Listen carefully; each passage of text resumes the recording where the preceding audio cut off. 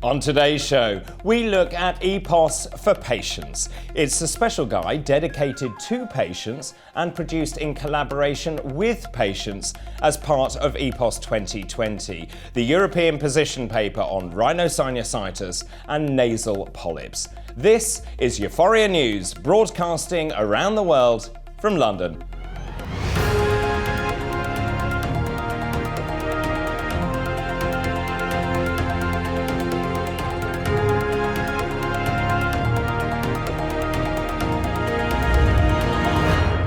Hello and welcome to EUFOREA News. I'm Dr. David Bull and welcome to our first show of December 2021. In a minute, I'll be talking to Professor Claire Hopkins, Professor of Rhinology at King's College London and the President of the British Rhinological Society. I'll also be talking to Mr. Andrew Knill, who is former Chair of the Patient Advisory Board of EUFOREA, about the new EPOS4Patients guide.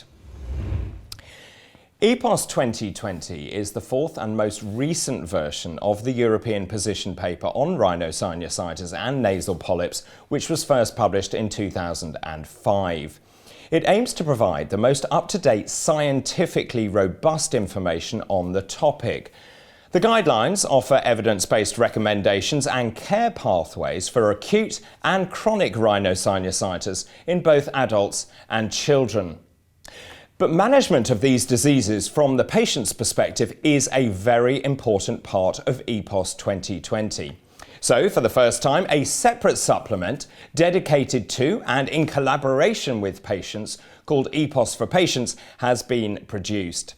It aims to provide information in an accessible format to answer frequently asked questions about these diseases and their treatment options, as well as including useful patient resources and websites. Well, to tell us more about EPOS4Patients, I'm delighted to welcome Professor Claire Hopkins, who is Professor of Rhinology at King's College London and the President of the British Rhinological Society. Professor Hopkins, thank you so much for joining me. Let me ask you firstly, how did the EPOS experts develop EPOS4Patients? So we were very mindful, having developed EPOS, that we needed to put it into a manner that was accessible for patients. We're increasingly aware that patients need to be involved in decisions about their care, and they can only make that if they have a good understanding of all the different treatment options. And so we set out with a group of experts to involve patients in developing a manual that would really answer the questions that they felt to be important. We have separated into all the different treatment options available, and for each chapter, patients have directed what information should be included. They've helped to make sure that it's presented in a patient-friendly manner. And they've also included the questions that they would often want to ask their doctors, but often don't find that they have the time to do in a busy clinic. So we've tried to address all of those in EPOS4Patients. Well, it sounds like a fantastic resource. I guess the proof of the pudding is in the eating. So tell me, what is the feedback from the patient groups? Well, feedback certainly from my own patients has been really positive. Again, there's often not enough time to cover everything to the level of detail that patients would like now. So they find it very helpful to have something to take home, to reinforce the points that have been discussed in clinic and give them more time to think about all the different options so that they can make a decision that is right for them. And finally, how will the European Rhinological Society disseminate the information on EPOS4Patients to the community? Well, that's actually the greatest challenge, and we're very grateful for the opportunity to work with EUFOREA to help disseminate. All the clinicians involved are giving it to their own patients. We're using social media forums, for example, nasal polyp groups, to try and disseminate. We work with patient groups such as Absent and Fifth Sense that deal with patients who have lost sense of smell, and many patients with nasal polyps will fall into that group, of course.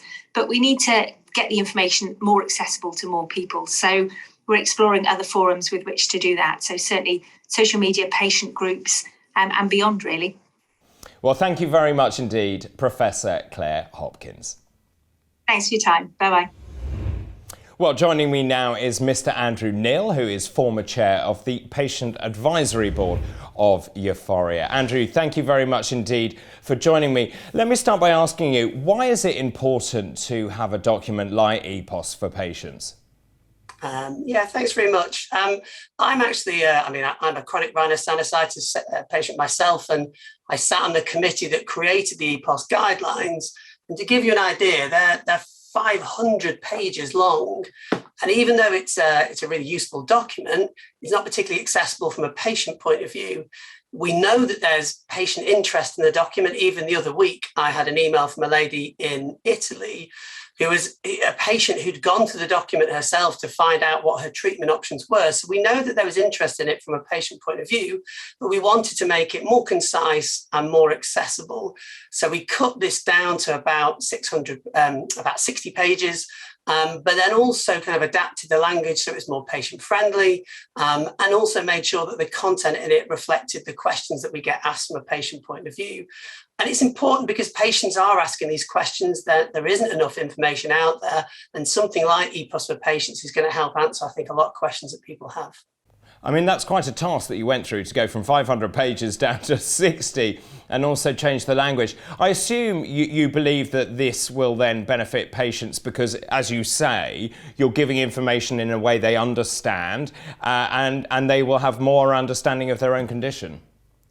Yeah, I mean, understanding what you've been diagnosed with is an important part of your journey. And wherever you are in that journey, you will have questions, whether it is just to understand more about your condition, whether it's to understand the treatment options that are available to you and your particular point of the journey.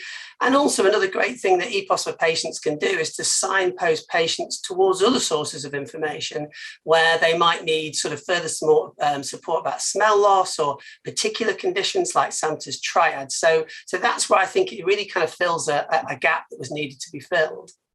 And what's the feedback been so far? Well, I'd love to say there's been loads, but as we speak now, it was only last weekend that it was made available online on something called PubMed. But, you know, there were patients that have been involved in creating this document. It certainly wasn't myself. I had a small contribution to it. There's healthcare professionals that have been involved as well. And everyone that's been involved with it knows that it's a good document. And, you know, we look forward to getting some positive feedback as time goes on. So the big question then is, how do patients get hold of it? How do they find the information? Yeah, good question. So at the moment, it's available on something called PubMed, which is a site that lists lots and lots of clinical documents. If you go into Google and put in EPOS4Patients, so EPOS, the number 4 and patients, and PubMed, PUBMED, it will come up in a Google search, and that's the main way of accessing it. It's also in Rhinology, which is a journal for clinicians, and we're certainly going to be looking over the coming months to get it more widely available as well. Well, I wish you a great deal of success with it. Thank you very much indeed, Mr. Andrew Knill. Thanks very much. Well, that's it for this first EUFOREA News Show of December. Many thanks to my guests, to Professor Claire Hopkins and to Mr. Andrew Knill.